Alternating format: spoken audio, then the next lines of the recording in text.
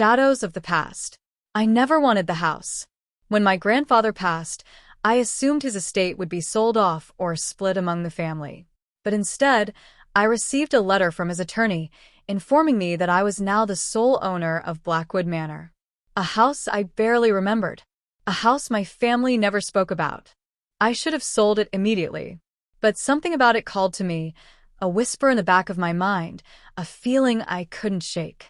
So, against my better judgment, I packed my bags and made the drive to the isolated estate. And that's when everything changed. The house loomed over me as I stepped out of the car. It was massive, with towering gables and ivy-covered walls. The windows were dark, like empty eyes watching my every move. I hesitated at the door before turning the rusted key in the lock. The air inside was stale, untouched for years. Dust coated every surface, and sheets covered the furniture. A grand staircase curled upward, disappearing into shadows. Something felt wrong. I shook off the unease and made my way through the house, my footsteps echoing in the silence. That's when I saw it. A letter, sitting neatly on the hallway table.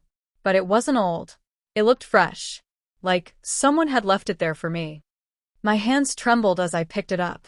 The paper was yellowed, the ink faded, but the handwriting was unmistakable.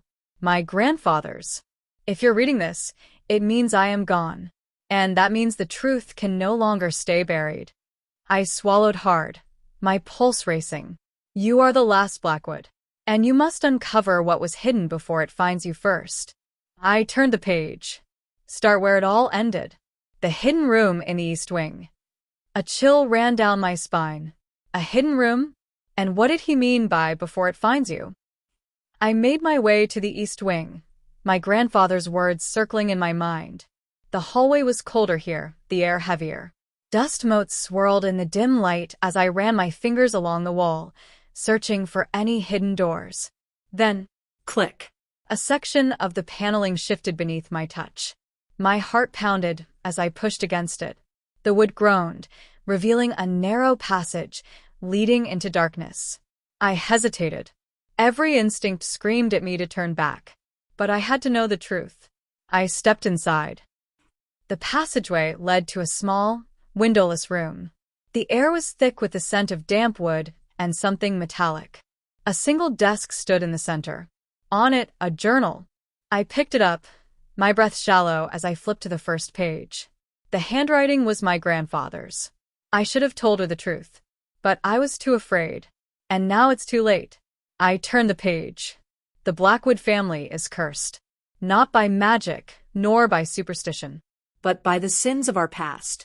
It started with my father and his father before him. And now it has come for me. My blood ran cold. A curse? Or something worse? I kept reading, my fingers tightening around the fragile pages. In 1923, my father made a terrible mistake. He betrayed someone he should not have, and that betrayal came with a price. The ink was smudged, as if written in haste. They took her, and we buried the truth. But the past does not stay buried forever. A loud creak echoed behind me. I spun around. The passage was empty, but I wasn't alone.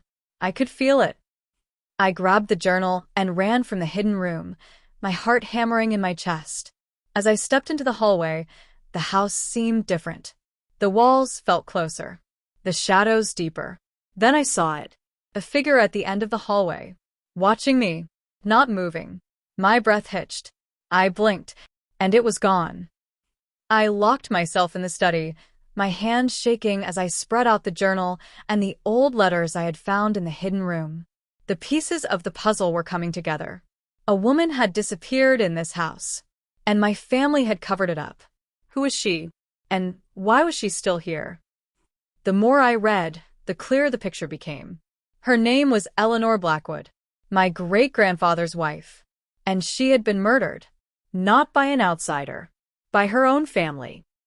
I barely slept that night. Every sound made my skin crawl. The house groaned and shifted like a living thing, whispering secrets in the dark. I wasn't safe here. I had to leave. But as I reached for my bag, something caught my eye. The mirror. It was old, cracked along the edges. And, in its reflection, a woman stood behind me. I turned. The room was empty. But the mirror told another story. The woman was still there. Her face was twisted in sorrow, her eyes hollow. And then, she spoke. You know the truth now. But will you share it? Or will you bury it, just like they did? The lights flickered. The air turned ice cold. I ran. I never went back to Blackwood Manor. But the nightmares never stopped. Eleanor Blackwood was gone. But something still lingered in that house. Watching. Waiting. For the next Blackwood to return.